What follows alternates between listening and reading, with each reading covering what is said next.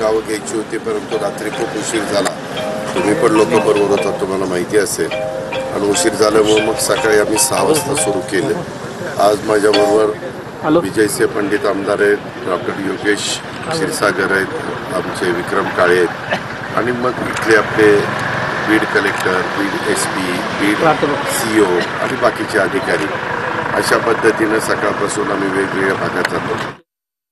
आज हेच पाहायला मिळतंय की पिकाचं तर नुकसान झालेलंच आहे, परंतु त्याचबरोबर बऱ्याचशा ठिकाणी पूल जे असतात ते पाईप असणारे पूल होते ते सगळे डॅमेज झालेले आहेत, बरेचसे वाहून गेलेले आहेत आणि मोठे उंच पूल आर्च असणारे पूल तिथं करण्याची गरज आहे.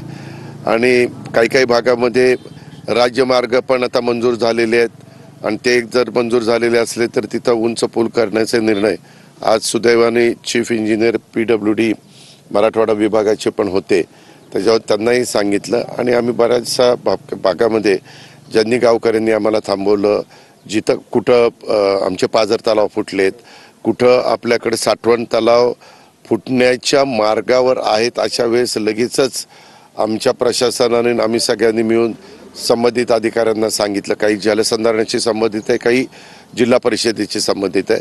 अशा वेगवेगळ्या अनेक गोष्टी, कुठं शाळांच्या खोल्या ह्या खराब झालेल्या आहेत, कुठं त्यांच्या भिंती असतात कंपाऊंड वॉलच्या त्या पडलेल्या आहेत. अशा बऱ्याच पद्धतीचं नुकसान झालेलं आहे आणि हे सगळं बघितल्यानंतर आमचे पंचनामे आजपासून सुरू केलेले आहेत. प्रत्येकी 5,000 रुपये ज्यांचं अतोनात नुकसान झालेलं आहे त्याला तातडीची मदत आपण करतोय आणि साधारण त्यांना धान्य पण आपण देतोय. घराच्या बद्दल आणि बाकीच्या सगळ्या मदतीच्या बद्दल सरकार तर सकारात्मकच आहे. काल मुख्यमंत्र्यांनी पण जाहीर केलेलं आहे, उपमुख्यमंत्री